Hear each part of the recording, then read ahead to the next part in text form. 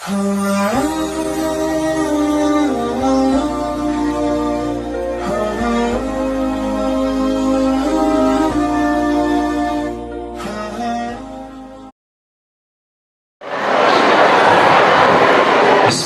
wa bihamdihi. Assalamualaikum warahmatullahi wabarakatuh.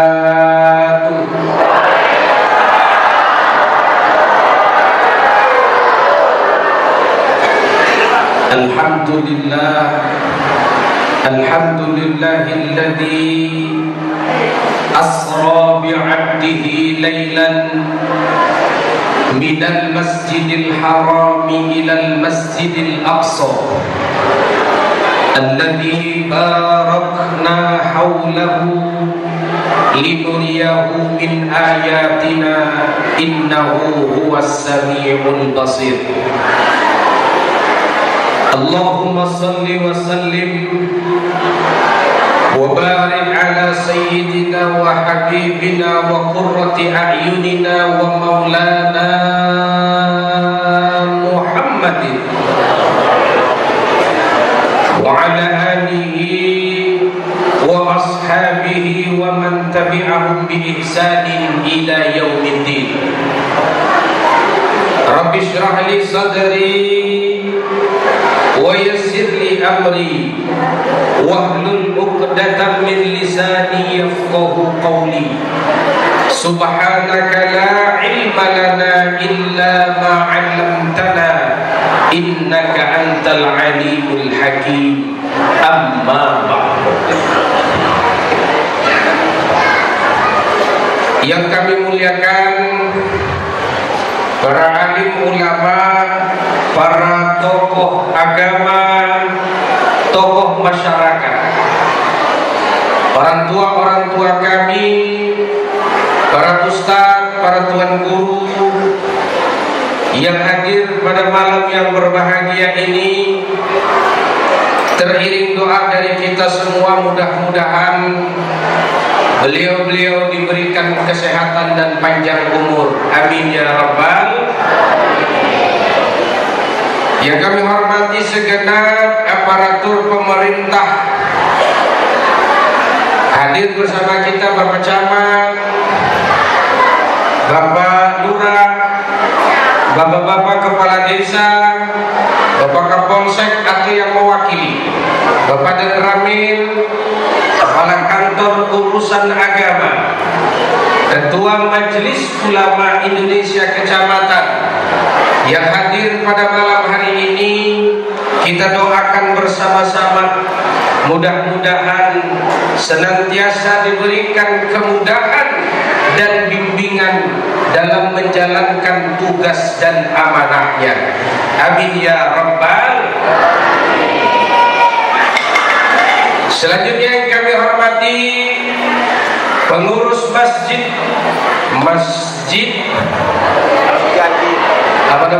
Masjid Jami Al-Mujahidin beserta seluruh jajaran pengurus yang hadir pada malam hari ini.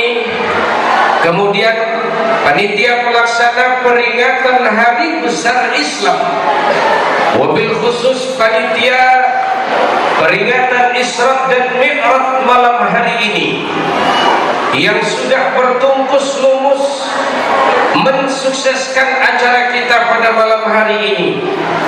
Mudah-mudahan Allah sajalah yang membalas segala kebaikannya. Amin ya rabbal.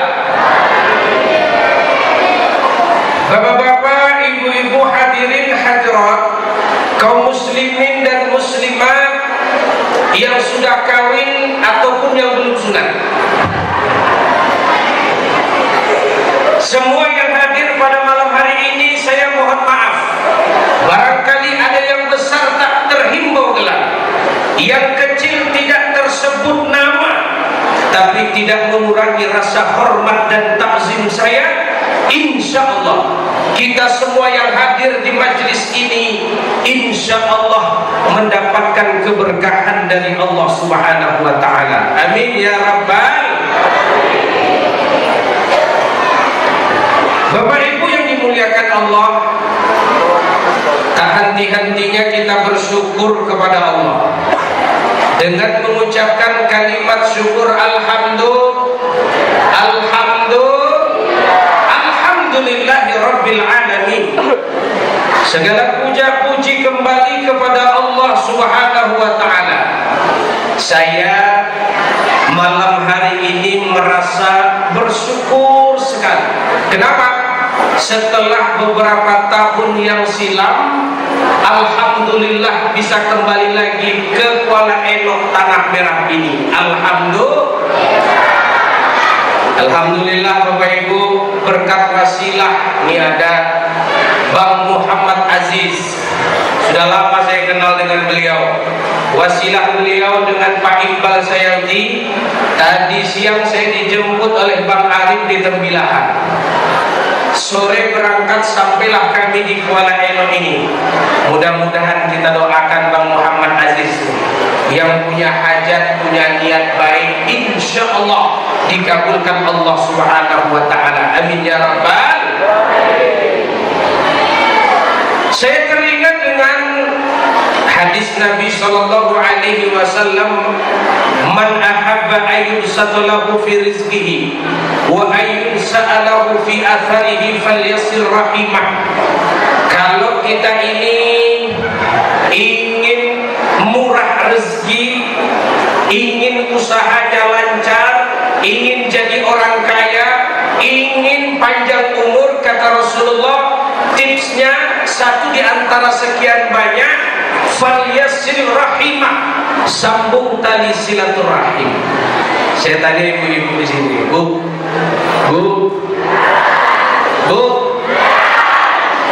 ini suaranya kurang ini. Bu, udah kemalaman ini belum? Saya mau ceramah ini sampai subuh, siap? Sanggup? Anda puas, saya lemas.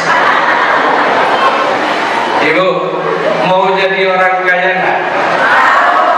Yang jawab cuma 70 orang. Saya tanya sekali lagi, kalau enggak jawab saya doakan miskin. Ibu mau jadi orang kaya? Kelihatan kan wajah-wajah takut miskin. Jadi bapak-bapak juga Masya Allah banyak. Bapak mau panjang umur Pak? Yang jawab cuma 5 orang. Kalau saya tanya dan jawab lagi, ini saya doakan. Mau saya doakan panjang umur? Kata Rasulullah sederhana, kalau mau murah rezeki, panjang umur, silaturahim dijaga. Maka saya niatkan malam hari ini bermuajahah, bertatap muka dengan Bapak Ibu sekalian di masjid yang kita cintai ini, tidak lain dan tidak bukan silaturahim. Mudah-mudahan dengan silaturahim malam hari ini, insya Allah mengundang rezeki dan memperpanjang umur kita semuanya. Amin ya rabbal. Salawat dan salam kita kirimkan buat junjungan alam, Nabi besar kita Muhammad sallallahu alaihi. Allahumma salli ala sayyidina Muhammad wa ala ali sayyidina. Salawat dulu kita. Sallallahu ala Muhammad. Sallallahu alaihi wasallam. Sallallahu ala Muhammad. Sallallahu alaihi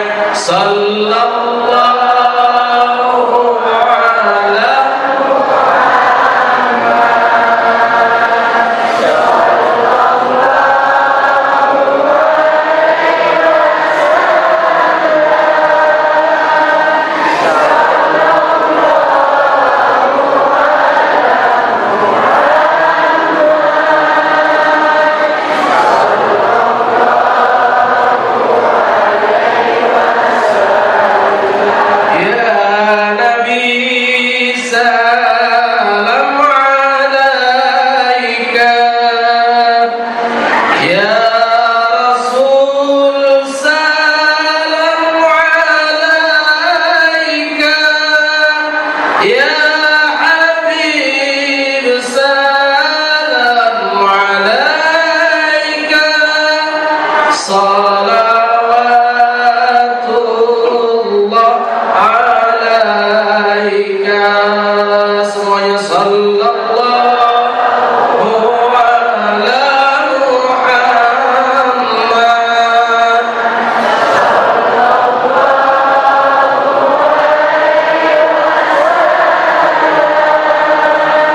Sallallahu ala Muhammad. Sallallahu.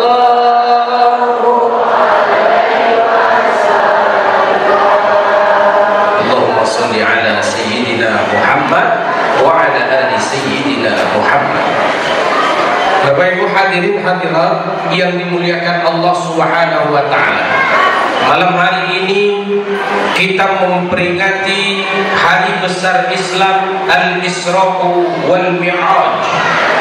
Saya akan membahas Isra dan Mi'raj ini dengan dua tema besar saja. Mudah-mudahan selesai dalam waktu yang sesingkat-singkatnya. Maunya berapa menit biasanya, Pak? Ceramah di sini berapa menit, Pak? Berapa? 1 jam. Cukup ya? 5 menit? Berapa menit tuh? Berapa jam? 1 jam? Cukup? Kita bahas dalam waktu yang sesingkat-singkat. Ada dua hal yang ingin saya sampaikan. Pertama, di antara hikmah daripada perjalanan Rasulullah Isra dan Mi'raj, yang pertama, perjalanan ini memberikan pelajaran kepada kita untuk mengokohkan akidah. Satu. Yang kedua, perjalanan Isra dan Mi'raj Nabi besar Muhammad sallallahu alaihi wasallam memberikan pelajaran kepada kita tentang penetapan syariat. Jadi dua hal. Pertama, pengokohan akidah. Yang kedua, penetapan syariat. Kita bahas satu-satu. Bapak Ibu yang dimuliakan Allah, ketika terjadi peristiwa Isra dan Mi'raj, Rasulullah sallallahu alaihi wasallam selesai pulang Isra dan Mi'raj itu, keesokan harinya, Bu, Nabi kemudian kumpulkan masyarakat kota Mekah. Ketika sampai di rumah sebelum subuh, Nabi sebenarnya gundah gulana. Apakah yang beliau alami, yang perjalanan singkat ini perlu diceritakan kepada orang lain atau tidak? Sedangkan beliau tahu bahwa kondisi masyarakat kota Mekah ketika itu tidak 100% mendukung perjuangan Nabi Muhammad sallallahu alaihi wasallam. Tapi Rasulullah sallallahu alaihi wasallam memiliki satu sifat namanya tabligh yang harus dan mesti ada pada diri Nabi. Bahwa seorang Nabi, seorang Rasul tidak boleh menyimpan, tidak boleh tidak menyampaikan. Oleh sebab itu, akhirnya pagi hari setelah peristiwa Isra dan Mi'raj, Nabi kumpulkan masyarakat kota Mekah. Lalu kemudian Nabi sampaikan apa yang beliau alami tadi malam perjalanan Isra dan Mi'raj itu. Tahukah Bapak Ibu apa yang terjadi ketika Rasulullah menyampaikan apa yang beliau alami selama perjalanan Isra dan Mi'raj di malam hari itu? Disampaikan kepada masyarakat kota Madinah, kota Makkah ketika itu. Apa yang terjadi? Masyarakat kota Mekah ketika itu menjadi 3 golongan setelah mendengar perjalanan Isra dan Mi'raj. Yang pertama, golongan orang-orang yang awalnya sudah menyatakan keimanan kepada Nabi. amantu bika wa amantu bi rabbika, saya beriman kepada engkau, beriman kepada Tuhanmu Muhammad. Mendengar cerita Isra dan Mi'raj yang dialami oleh baginda Rasulullah sallallahu alaihi wasallam, luntur keimanannya menjadi kembali kepada agama yang lama. Ini orang yang keyakinannya tidak kokoh, keyakinannya masih rapuh, akidahnya tidak kuat. Mendengar cerita Isra dan Mi'raj yang menurut akalnya tidak bisa diterima, maka dia kembali kepada kekufuran, kekafirannya. Satu, ini Muhammad tidak benar namanya. Sudah menyatakan mendukung, tarik dukungan. Ini kalau kajian politiknya kurang lebih seperti itulah Pak. Ya, ini kan 2020, 4 tahun politik. Memang ceramah saya ini nanti akan nyentuh kepada politik. Jadi kalau ada dewan yang hadir malam hari ini, mohon maaf kalau tersinggung. Kalau caleg yang hadir malam hari ini, dengarkan baik-baik, saya kasih strategi kemenangan. Cocok Bu? Cocok Bu? Nah, dengarkan sampai habis. Sudah menyatakan beriman, kembali ke belakang, tidak menyatakan beriman. Gara-gara apa? Gara-gara mendengarkan Isra dan Mi'raj. Memang Pak, peristiwa Isra dan Mi'raj ini peristiwa yang besarnya luar biasa. Saking besarnya tidak masuk di akal manusia yang kecil ini. Menyikapinya tidak boleh dengan akal, tapi harus dengan iman. Satu. Yang kedua, kelompok yang memang tidak beriman kepada Nabi, tidak mengakui Nabi, ingkar kepada Rasul, mendengarkan cerita peristiwa Isra dan Mi'raj menjadi mantap untuk tidak beriman. Golongan yang kedua, mendengarkan cerita Isra dan Mi'raj yang memang tidak beriman kepada Nabi, tidak mau mengakui Rasul. Ketika mendengar peristiwa Isra dan Mi'raj yang disampaikan oleh baginda Rasulullah sallallahu alaihi wasallam, makin yakin tidak mau beriman kepada Nabi. Ini Pak ya, makin yakin, oh benar nih Muhammad ini, tidak benar yang dia sampaikan. Yang tadinya tidak beriman, makin kokoh ketidakimanannya, semakin yakin untuk tidak beriman kepada Muhammad. Yang ketiga, orang setelah mendengarkan peristiwa Isra dan Mi'raj, mendengarkan cerita Nabi, mendengarkan pengalaman Rasul berjalan dari Masjidil Haram ke Masjidil Aqsa, naik ke langit 1 sampai 7, lanjut ke Sidratul Muntaha, pulang lagi sampai ke rumah, 2/3 malam saja waktu yang dia butuhkan. Orang ini justru semakin mantap dan kokoh keimanannya. Abu Jahal datang menghadap Abu Bakar Siddiq radhiyallahu anhu. Ya Abu Bakar, ada apa? Ada peristiwa besar. Apa tuh?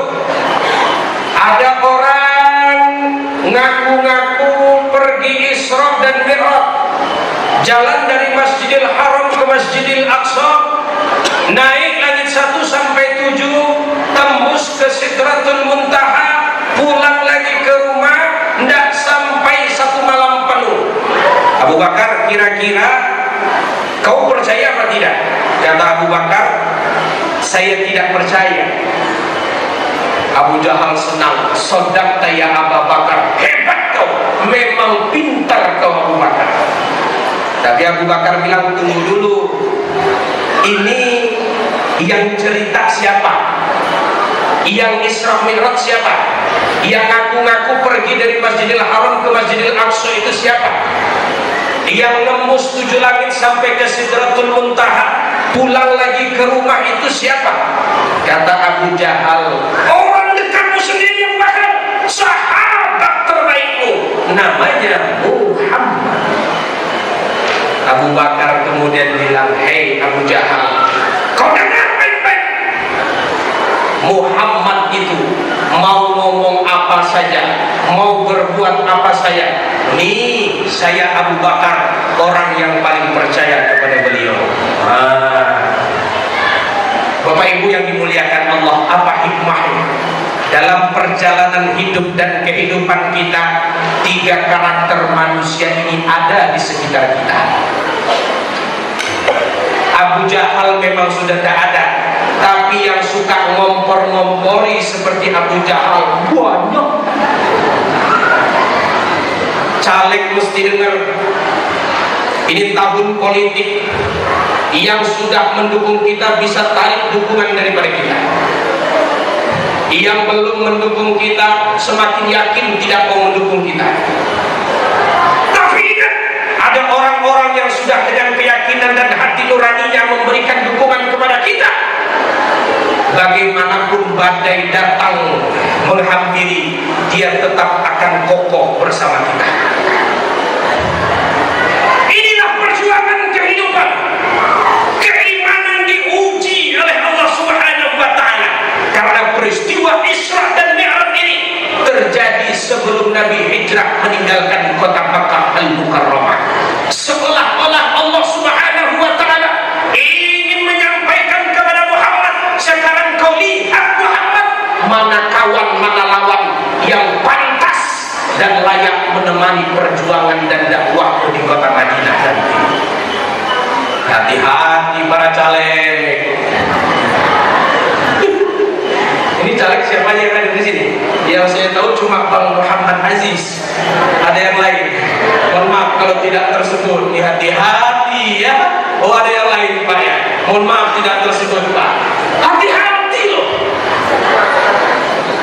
Ini 2024 yang jadi kompor banyak, yang tukang olah banyak. Kita sedang diuji krisis keyakinan dan keimanan. Nabi itu waktu perjalanan Isra dan Mi'raj itu, ini peristiwanya yang luar biasa. Karena di dalam Al-Quran disebutkan, linuriyahu min ayatina. Muhammad, kau aku perjalankan Isra dan Mi'raj sengaja Muhammad, supaya kau aku perlihatkan ayat-ayatku, kata Allah.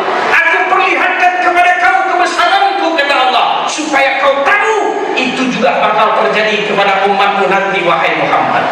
Waktu jalan nih Pak, dari Masjidil Haram ke Masjidil Aqsa tuh Nabi di atas tuh ditawar-tawarin Pak. Muhammad, berhenti sebentar Muhammad. Muhammad, singgah. Dari kanan dipanggil, Nabi dengar, tapi Nabi tidak mau noleh ke samping kanan. Jangan lagi dari kiri manggil Muhammad, qif ya Muhammad, berhenti kau sebentar. Nabi dengar, tapi Nabi tidak mau singgah, lanjut terus. Dari belakang dipanggil, semakin maju, semakin menggoda, seperti gambaran perjalanan Isra Mi'raj Nabi. Dipanggil oleh wanita-wanita tua, tapi penuh dengan perhiasan serba mewah. Siapa Muhammad? Itu adalah dunia. Kalau kau noleh dan berhenti Muhammad, nanti umatmu jadi umat yang cinta dunia. Ini ujian keimanan. Sedangkan tidak noleh saja Nabi, umatnya banyak yang cinta dunia, tidak tahan dengan tawaran-tawaran. 2024 14 Februari datang ke TPS 5 menit menentukan 5 tahun perjuangan bangsa ke depan. Aduh Pak Ustaz, malas saya datang ke TPS. Tahu apa ini? Nah, masih mau jalan? Payah Pak Ustaz, tambah 100 lagi. Aduh susah Pak Ustaz, kami sekeluarga berempat 1 juta. Pak jalan dia ke TPS, dia coblos. Tergoda.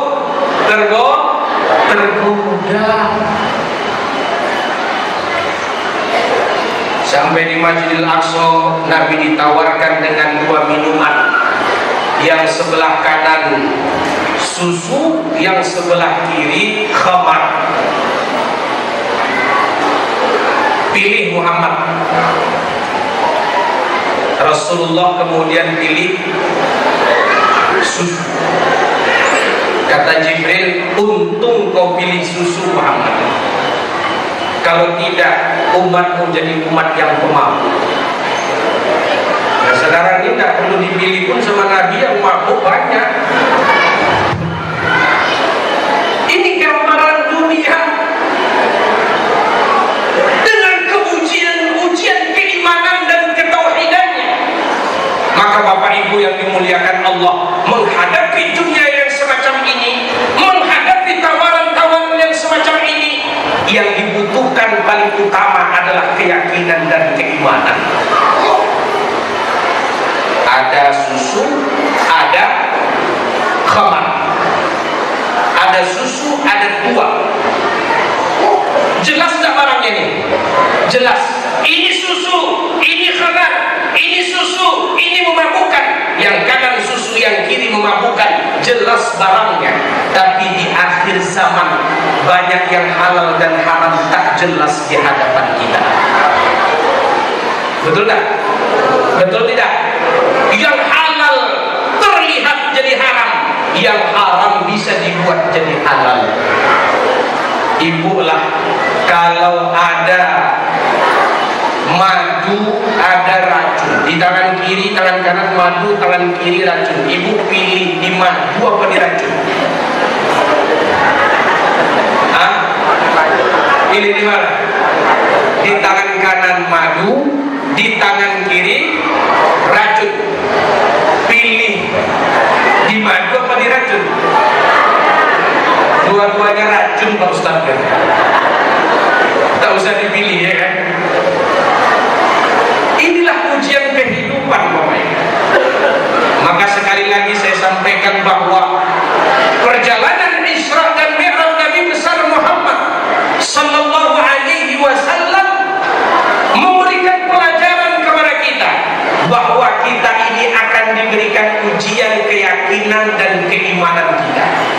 Oleh karena itu, menghadapi fitnah, menghadapi ujian harus dengan keyakinan dan keimanan yang kokoh.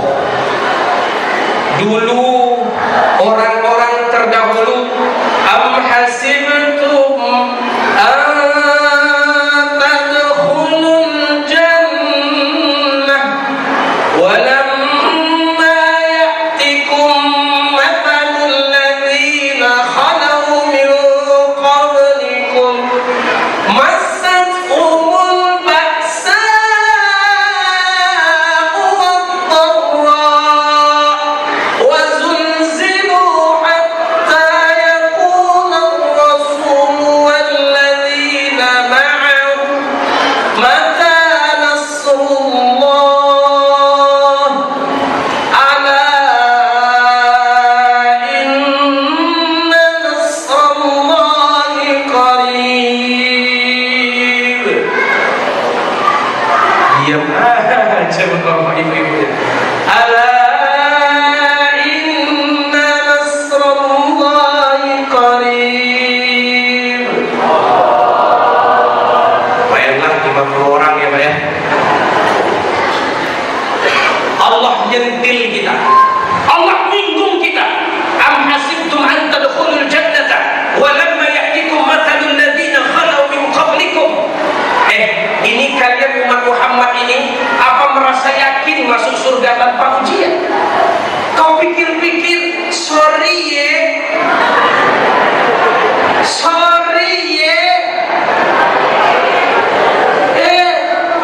apakah kita ini mengira langsung masuk ke dalam surganya Allah? Tidak, kata Allah. Walamma ya'tikum mathalul ladzina khalau min qablikum. Sedangkan Allah berikan ujian bertubi-tubi kepada orang-orang sebelum kalian. Wa zulzilu hatta yaqula ar-rasul wal ladzina amanu ma'ah.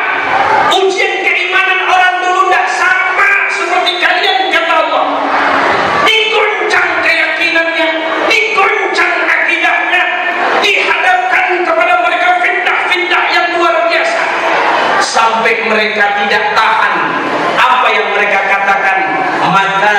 Rasulullah.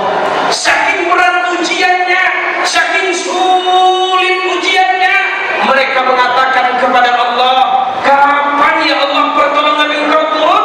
Kami sudah tidak sanggup menghadapi ujian-ujian ini. Kita kan tidak sampai seperti itu. Betul tidak? Betul tidak? Dulu ada raja menyiksa rakyatnya, membunuh rakyatnya, membunuh istri, membunuh suami, menyembelih anak-anak di hadapan orang tuanya sendiri. Sadis bukan main. Kira-kira ujian kita seberat itu tidak? Hei, kalau kau tidak beriman kepadaku, siap kau mati. Kalau kau tidak mengatakan ana rabbukumul a'la, ini Tuhan kalian, kalau kau tidak mau beriman kepadaku, mengakui aku sebagai Tuhanmu, mati. Sekarang sampai tidak seperti itu? Sampai tidak, Bu? Kalau kalian tidak pilih nol, tidak boleh disebut. Awas, kalau tidak pilih nol sekian, awas, BLT tidak cair. Awas, BPJS kesehatan tidak bisa lagi. Awas, bantuan saya stop. Awas. Ada yang begitu? Ada yang begitu? Ada yang begitu? Ada nggak? Ada tidak? Mana terangnya? Tidak sampai begitu kita nih, belum seberapa. Makanya Isra Mi'raj kembali mengokohkan keyakinan dan akidah kita, mengikis keraguan-raguan, mengikis rasa pesimis bahwa kita punya Tuhan di atas segala-galanya. Huwallah la ilaha illahu, tidak ada Tuhan selain Dia. Allahus Somad, Dia satu-satunya tempat kita menaruh harapan dan bergantung diri.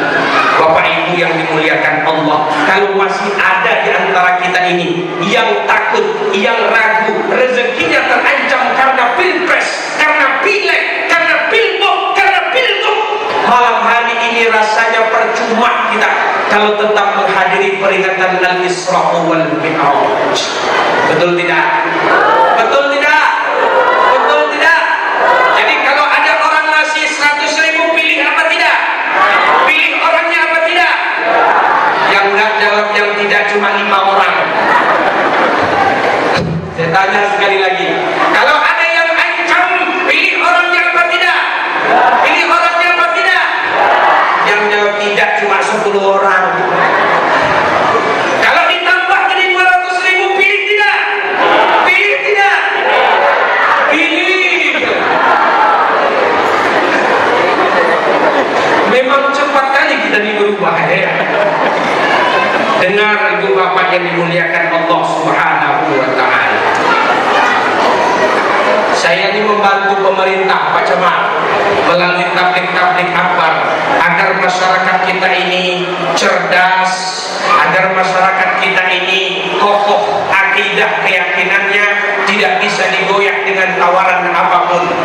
Datang ke TPS 14 Februari, pilih orang sesuai dengan hati nurani kita, sesuai dengan track record, sesuai dengan rekam jejak, apa yang sudah dia buat, apa yang sudah dia bantu, apa yang sudah dia hadirkan buat kampung kita, buat masyarakat kita, buat keluarga kita, buat tempat kita. Bantu mereka, karena apa yang kita pilih menjadi persaksian di hadapan Allah Subhanahu wa ta'ala.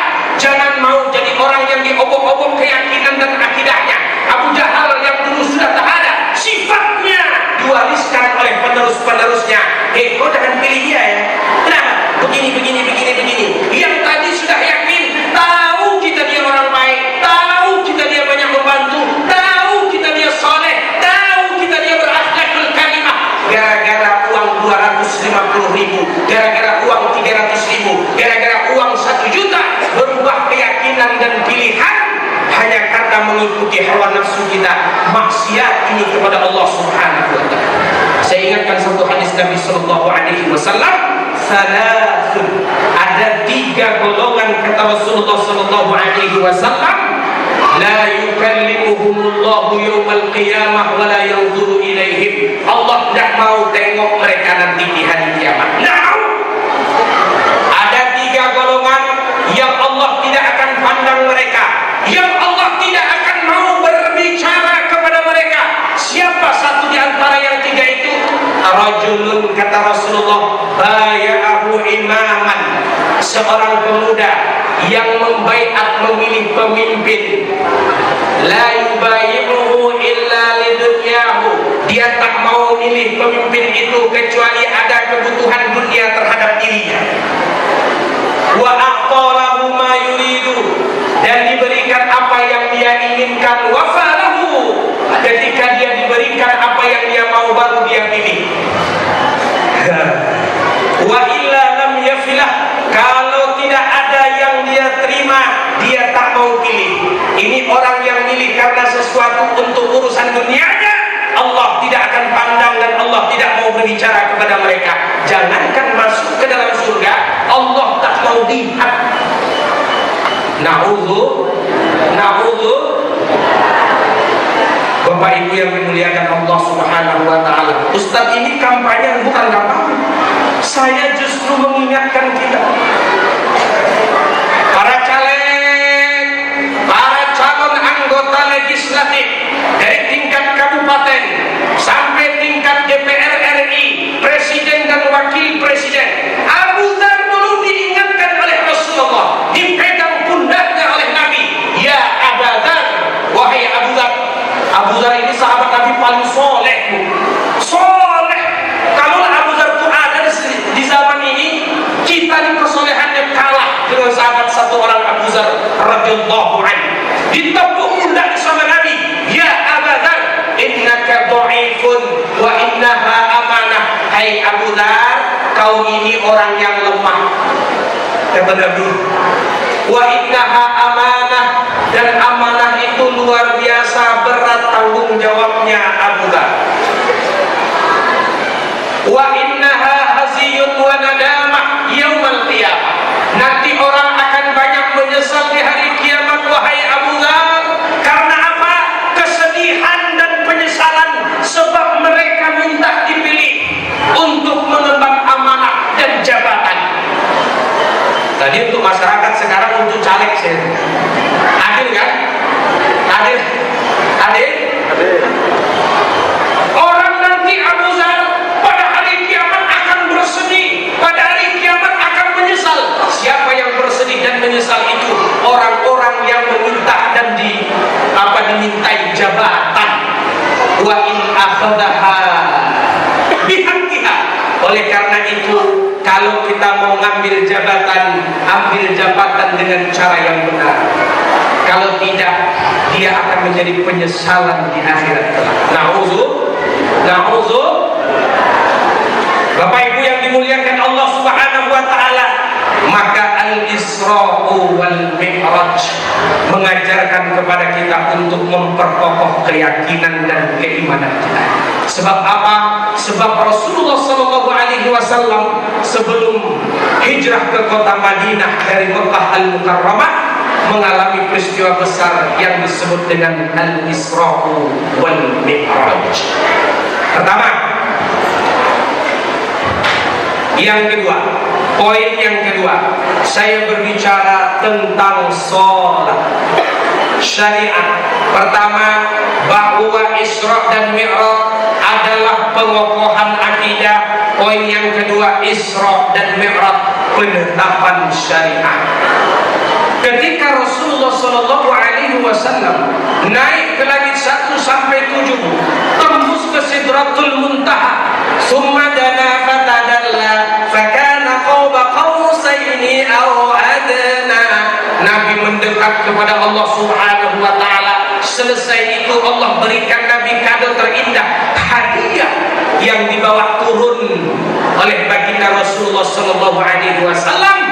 Hadiah itu dinamakan dengan sholat 5 waktu, 1 hari 1 malam. Dulu awalnya 50 waktu, turun dari langit, dari Sidratul Muntaha sampai di langit ke-6. Nabi Musa nyetok, wahai Muhammad berhenti dulu sebentar. Kenapa ya Musa? Apa yang sudah Allah perintahkan kepadamu. Kata Nabi Muhammad SAW, Allah sudah perintahkan sholat 5 waktu kepada saya, wahai Musa. 50 waktu, bukan 50 waktu. Kata Nabi Musa, Muhammad, umatmu nanti tidak akan sanggup. Jadi bagaimana? Kau minta lagi sama Allah buat dikurangi. Naik lagi ke atas, turun ditanya lagi, naik lagi, turun ditanya lagi, sampai diskonnya tinggal 5 waktu saja. Dari 50 waktu tinggal 5. Nah, jadi asal diskon itu dari sini. Jadi biar ibu tahu kan, kenapa ada diskon? Sesuai dengan syariat atau tidak tuh Pak Ustaz? Nah, sesuai dengan syariat. Nabi dapat perintah 50 sholat, naik ke atas dikasih diskon sama Allah, tinggal 5 waktu sehari semalam. Begitu turun sampai di langit, kira Nabi Musa nanya lagi, Muhammad tinggal berapa? Tinggal 6 Musa. Kata Nabi Musa, Muhammad, itu pun kebanyakan, umatmu nanti tidak bakal sanggup. Jadi bagaimana? Minta sama Allah buat dikurangi lagi. Apa jawaban Rasulullah SAW? Kata Rasulullah, qad istahyaitu min Rabbi, malu saya sama Tuhan saya. Makanya ibu kalau belanja kebanyakan diskon tahu malu. Jangan senang bu, malu. Kata Rasulullah SAW, sudah, saya ridho, saya terima. Kewajiban buat saya dan umat Muhammad sallallahu alaihi 5 waktu sehari semalam. Ustaz, lalu apa yang harus kita lakukan dengan sholat 2? Ini saya menyebut 2, ini bukan kampanye. Jangan pula disalahartikan nanti. Sekarang ini memang ceramah agak susah. Bilang angka salah juga, takut kita salah. Begitu saya bawa, mari sama-sama kita berdoa. Amin. Kata jemaah, amin. Makin banyak menyebut amin. Takut juga kita dibuat. Serba salah. Tapi di sini insya Allah tidak ada masalah. Amin ya Rabbal. Amin juga disebut lagi. 2. Pertama, jaga waktu sholat yang 5 ini. Jaga waktu sholat yang 5. Zuhur, asar, maghrib, isya, subuh. Tidak banyak-banyak, 5 saja. Banyak gak 5 tubuh? Banyak gak 5 tubuh? Banyak tidak? Banyak tidak? Ada orang ditanya, apa tujuan cita-cita terbesar dalam hidupmu? Hidup bahagia Pak Ustaz, mati masuk surga. Hidup bahagia, mati masuk surga. Ibu sholat? Enggak. Bapak sholat? Enggak. Impian terbesarnya hidup bahagia, mati masuk surga. Macam mana? Miftahnya, kuncinya tidak kita bawa sholat. Oleh sebab itu poin pertama terkait sholat, jaga yang 5 itu. Ibu kalau mau jadi wanita yang salehah, memiliki posisi di hadapan Allah, tidak perlu banyak-banyak. Kalaulah seorang istri, kata Rasulullah, dia jaga idza shallatil mar'atu khamsaha, dia jaga salat 5 waktunya, kata Nabi, wa shamat syahraha, dia jaga puasa Ramadan, kata Rasul, wa ata'at zawjaha, dia taati suaminya, wa ahsanat farjaha, dia jaga kehormatannya. Cukup buat ibu apa kata Allah Subhanahu wa ta'ala melalui malaikat, nanti dia akan mengatakan, udkhulil jannah min ayyi abwabil jannati syi'ti, silahkan wahai para istri yang salehah, kau masuk surga dari pintu manapun yang kau mau. Enak tak? Enak tak? Mau apa tidak? Yang mau 20 orang. Mau apa enggak? Mau tidak? Idza shallatil mar'atu khamsaha, jaga bu salat 5 waktu. Udah dijaga belum? Udah dijaga belum? Cita-cita terbesarnya masuk surga. Sorry.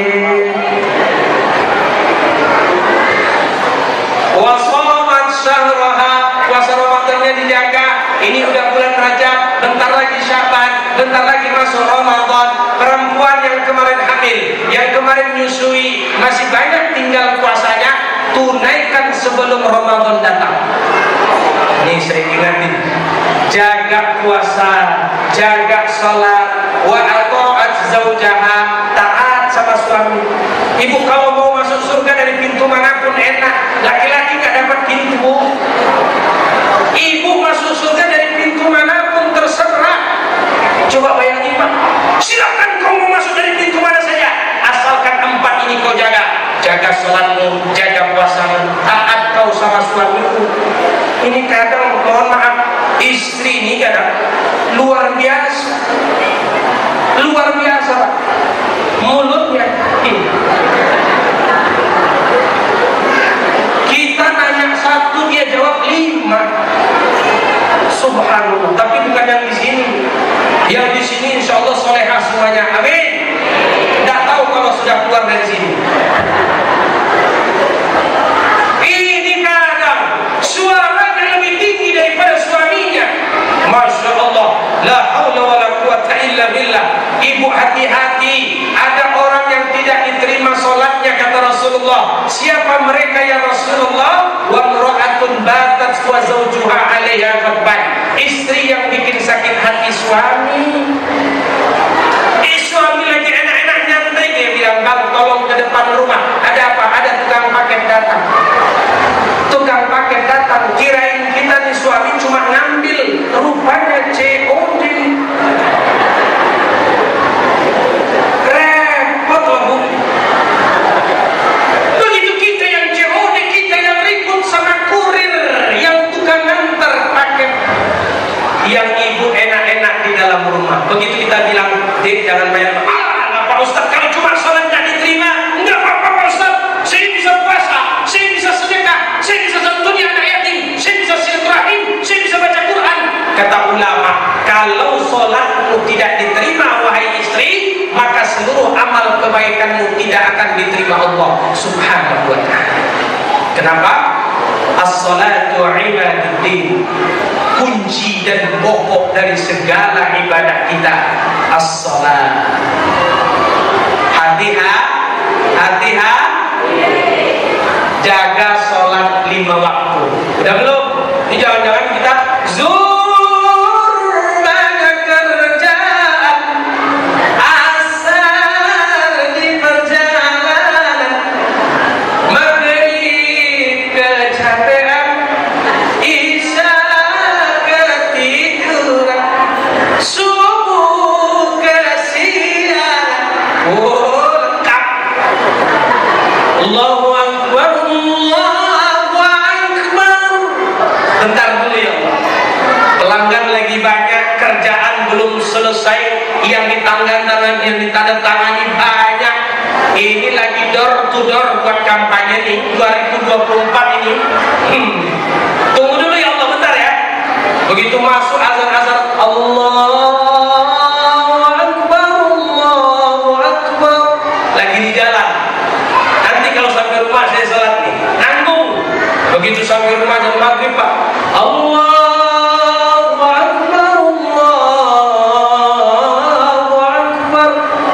Udah tanggung capek, masuk kamar tidur. Bangun subuh, yang bangunin bukan azan, yang bangunin alam. Karena memang tukang azan di masjid kita susah. Yang tua-tua yang ada gak kedengeran sampai ke kuping.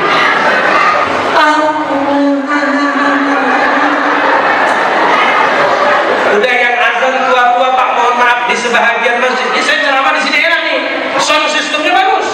Di masjid tempat saya, masya Allah, saya ceramah di dalam, speakernya di luar. Jamaah begini, yang dengar yang di luar. Saya teriak-teriak, jamaah di dalam gak kedengeran. Masya Allah. Begitu azan pun sama, sudahlah suara yang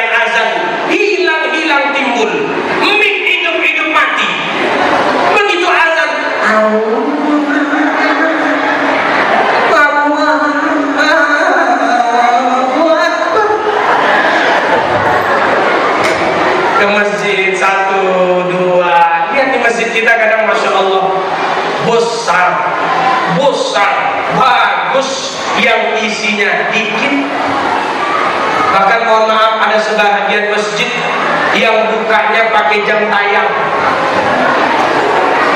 bukanya cuma maghrib sama subuh,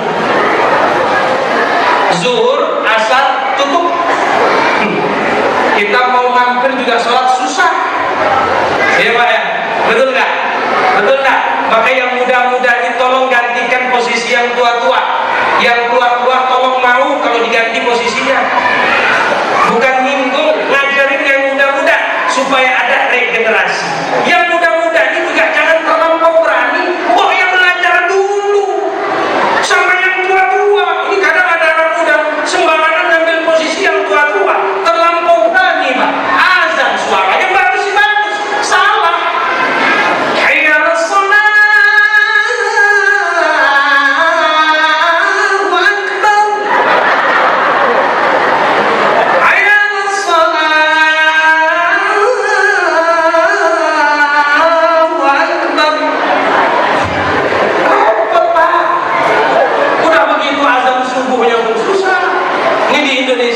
Kita ini hidup dengan seni, betul nggak? Betul nggak Pak? Betul tidak?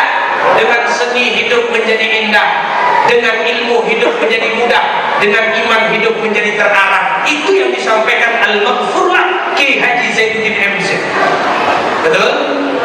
Hidupnya indah dengan seni, Pak, dan seni itu tidak haram, boleh, asal tidak melanggar syariat. Makanya azan ada seninya. Di Timur Tengah beda dengan di tempat kita Indonesia. Indonesia ini orangnya sopan santun. Orang Timur memanggilnya pun dengan lembut, dengan sopan santun.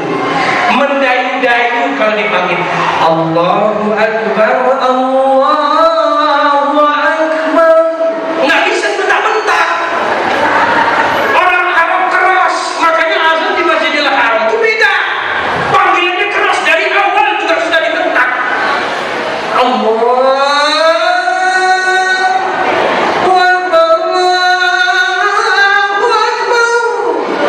Begitu kan? Allahu Akbar, Allahu Akbar. Bedanya ketika naum di sholat subuh Indonesia, as-salatu khairun minan naum.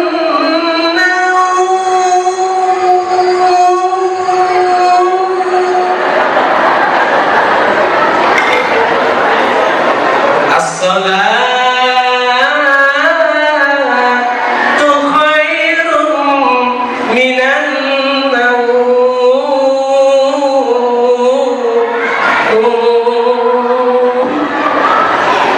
Tidur lagi orang Barat. Di Arab beda seninya. Orang Timur Tengah keras. As-salatu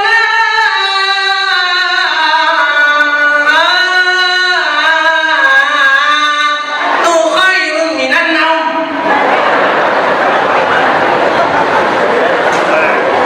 As-salatu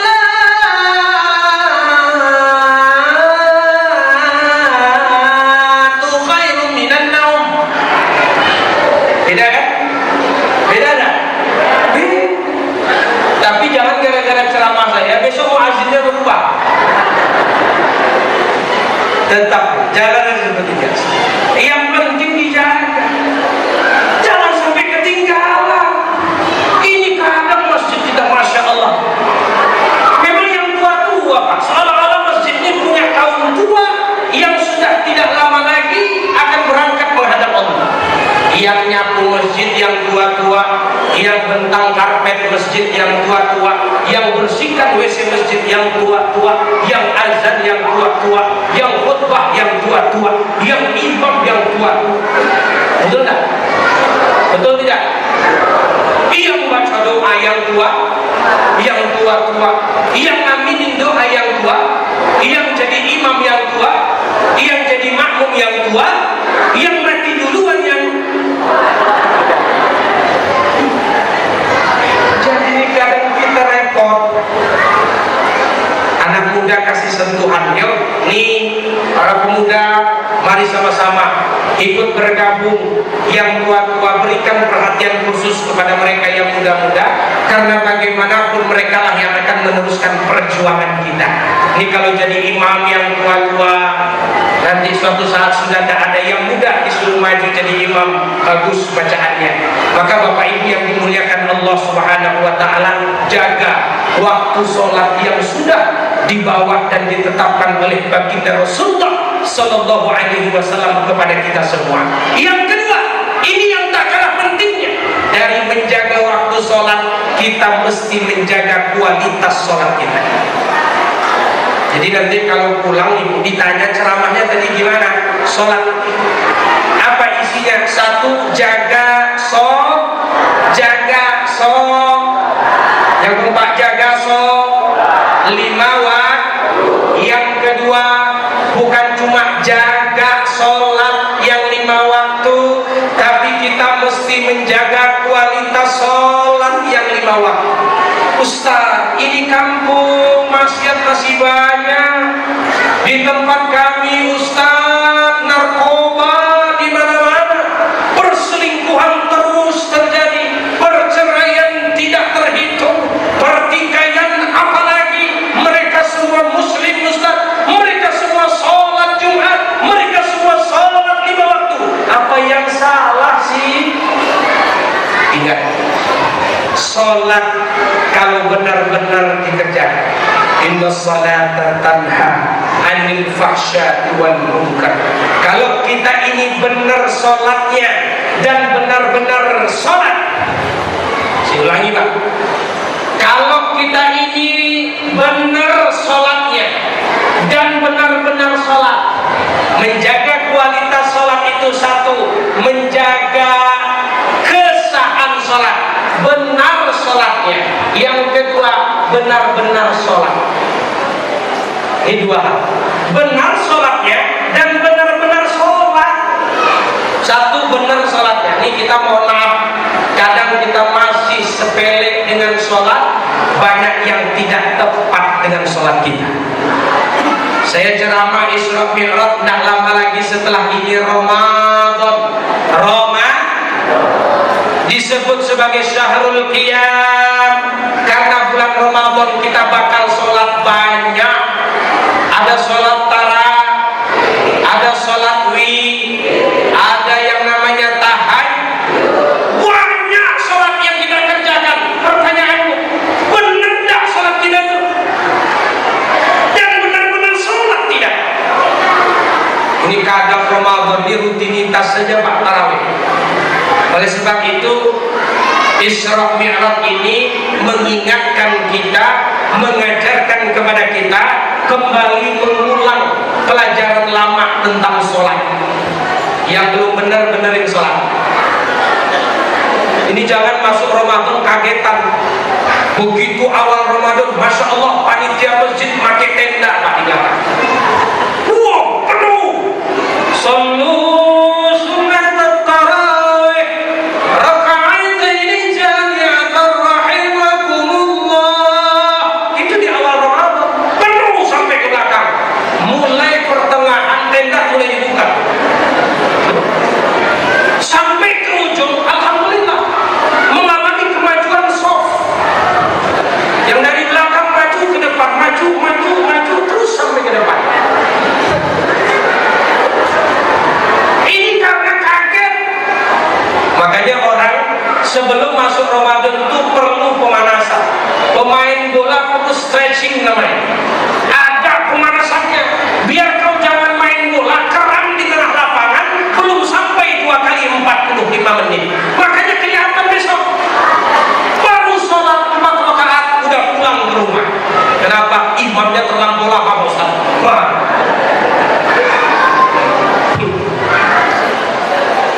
Sebelum Ramadan, panitia masjid kumpul, siapa imam yang mau kita pilih? Aspirasi dari jamaah Pak Ustaz, pilihlah imam yang paling cepat. Wah, hebat jamaah. Ada pemilihan imam sama seperti pemilihan pemilu. Siapa yang paling cepat, dia yang paling digemari sholat. Masya Allah.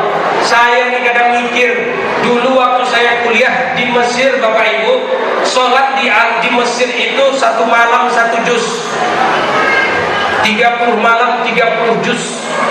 Di tempat kami, saya tak tahu di sini, di tempat kami sana 30 malam juz 30 tidak tamat-tamat. Qul huwallahu ahad, Allahus samad. Salah Pak Ustaz? Tidak ada yang salah. Yang salah kalau tidak sesuai dengan tuntunan syariat. Ini sholat ini ibadah. Yang lebih hebatnya ini ibadah yang paling utama. Ibadah itu dua diterima. Kalau mau diterima Allah, ibadah kita dua hal tidak boleh hilang. Satu, ikhlas karena Allah semata. Yang kedua, sesuai dengan syariat yang dibawa oleh Rasulullah Sallallahu Alaihi Wasallam. Begitu saya pulang ke Indonesia, saya diminta tausiah di salah satu masjid di tempat saya untuk memberikan tausiah sebelum sholat tarawih. Hadirlah saya ke masjid itu. Kepada Al-Mukarram Ustaz Haji Nofril DLC dipersilakan untuk memberikan tausiahnya. Naiklah saya ke atas mimbar, kaget saya. Di mimbar ini sudah tertulis 5 menit saja. Di sini alhamdulillah saya tengok tadi tidak ada. Berarti bebas saya ceramah sampai subuh. Melihat tulisan di mimbar, buyar hafalan saya. Saya baru pulang dari Mesir, baru selesai tamat kuliah. Apa yang mau saya sampaikan 5 menit? Muqaddimah dan doa. Saya tutup tausiah malam hari itu. Setelah itu imamnya maju ke depan sholat tarawih. Masya Allah. Allahu Akbar. Bismillahirrahmanirrahim. Alhamdulillahirabbil alamin arrahmanir rahim maliki yaumiddin iyyaka na'budu wa iyyaka nasta'in ihdinas siratal mustaqim siratal ladzina an'amta 'alaihim ghairil maghdubi 'alaihim waladdallin. Jamaahnya menyambut Masya Allah. Amin. Kompak. Ini imam berdasarkan pemilihan nih saya bilang. Sesuai ini suara terbaiknya. Bismillahirrahmanirrahim. Qul huwallahu ahad, Allahu samad, lam yalid walam yakul lahu kufuwan ahad. Allahu akbar. Sami'allahu liman hamidah. Allahu akbar. Allahu akbar. Allahu akbar. Allahu akbar. Saya ini baru mulai tahiyat Pak. At-tahiyat. Assalamualaikum warahmatullah. Ini udah mulai kacau nih saya bilang. Ini kalau ada imam yang kayak begini dimimpin salat tarawih, saya mundur, saya pulang. Mundur wir, nggak bisa nih. Pulang saya Pak, sholat di rumah saya sendiri. Gara-gara ini saya teringat dengan salah satu hadis Nabi Sallallahu Alaihi Wasallam. Dulu ada kisah nih. Udah habis waktu saya. Saya selesaikan 5 menit lagi. Dulu ada kisah seorang masuk ke dalam masjid, sholat 2 rakaat.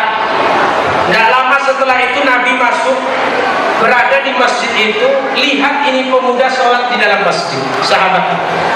Selesai sholat, karena tahu ada Nabi di masjid, dia salami, salam dengan Rasulullah.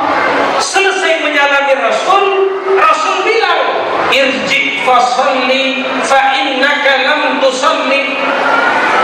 Ulangi salatmu, kau belum sholat, kata Nabi. Diulangi lagi sampai ini orang. Selesai sholat dia datangi Nabi, dia salam lagi. Kata Rasulullah, irji fasalli fa innaka lam tusalli. Ulangi salatmu, kau belum sholat. 3 kali dia ulangi sholat Pak. Rasul bilang kau belum sholat, padahal dia sudah sholat. Apa yang salah? Ternyata di dalam sholatnya tidak ada rukun sholat tumanina. Apa Pak? Tumanina.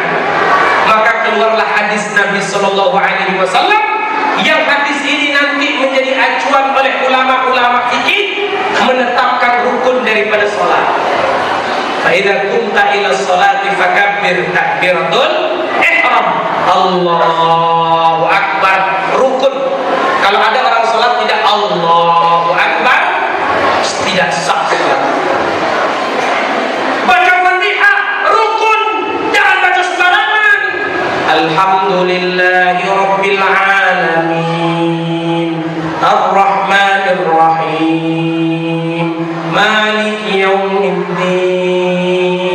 Enak nggak? Daripada cepat-cepat.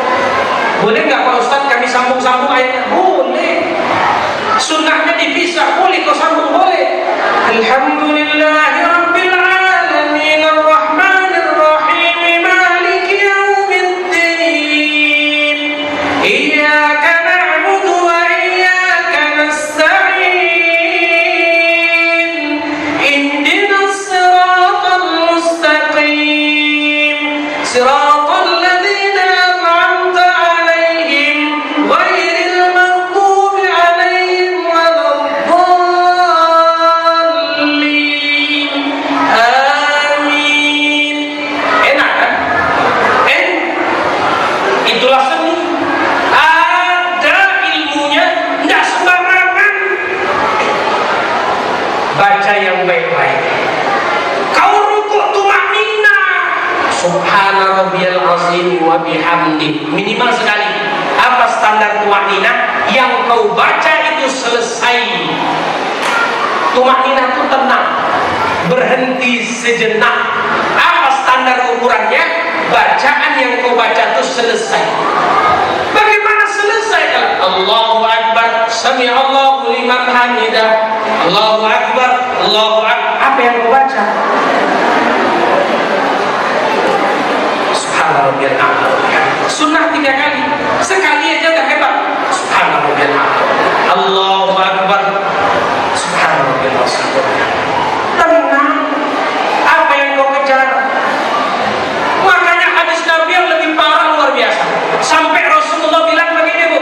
Aswaqun nas sariqatan.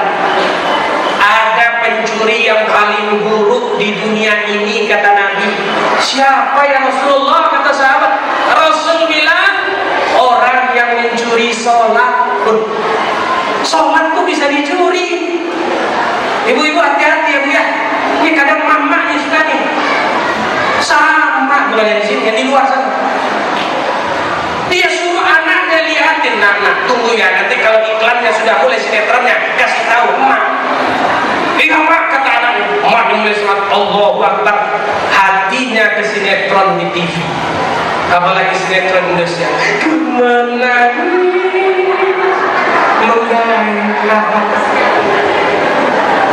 Allahu Akbar.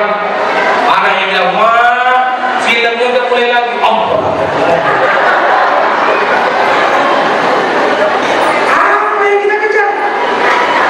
Tenang, tenang. Ya Bu ya, ya Bu ya. Yang bapak sudah begitu tenang. Ada pencuri paling buruk, kata Nabi. Siapa pencuri paling buruk ya Rasulullah? Orang yang mencuri salatnya. Bagaimana caranya orang mencuri salat ya Rasulullah? Kata Rasulullah sallallahu alaihi wasallam. Sahabat bertanya, "Kaifa yasrifu salatahu ya Rasulullah?" Kok ada orang mencuri salat itu gimana? Kata Nabi bilang, orang mencuri salatnya la yatimmu ruku'aha wa la sujudaha. Orang itu tidak menyempurnakan rukuk dan sujudnya. Itulah pencuri-pencuri salat, kata Rasulullah sallallahu alaihi wasallam. Na'udzu Bapak Ibu yang dimuliakan Allah Subhanahu wa taala. Oleh sebab itu sama-sama usi nafsi wa iyyakum. Saya menasihati diri saya dan kita semua yang ada di sini, bukan cuma sekedar menjaga 5 waktu sholat. Jauh terpenting daripada itu menjaga kualitas sholat, supaya sholat kita tidak terhitung sia-sia di sisi Allah Subhanahu wa ta'ala. Celaka kita nih, 60 tahun kita sholat, tapi yang 60 tahun tidak diterima Allah Subhanahu wa ta'ala. Apa yang mau kita bawa menghadap Allah Subhanahu wa ta'ala kalau ibadah yang paling utama saja kita sepelekan, bahkan tidak pernah kita perhatikan? Mudah-mudahan tausiah Isra Mi'raj malam hari ini dengan 2 tema utama. Pertama, hikmah dari Isra Mi'raj mengokohkan akidah keyakinan kita. Jangan mau keyakinan kita ini luntur gara-gara cinta dunia, gara-gara hawa nafsu, gara-gara tawaran dunia. Jangan sampai kita gadaikan keyakinan dan kepercayaan kita. Yang kedua, mari sama-sama kita jaga sholat. Sebab Isra dan Mi'raj adalah penetapan syariat pertama sholat 5 waktu, mudah-mudahan kita dapat menjaga yang 5-nya, lebih daripada itu kita menjaga kualitasnya, supaya kita benar sholatnya dan benar-benar sholat, sehingga sholat itulah yang akan membentengi kita dari keburukan dan maksiat di muka bumi ini. Mudah-mudahan yang disampaikan ini ada manfaatnya. Terima kasih atas segala perhatian, mohon maaf atas segala kesalahan dan kekhilafan. Wabillahi taufiq wal hidayah war ridha wal inayah. Wassalamualaikum warahmatullahi wabarakatuh.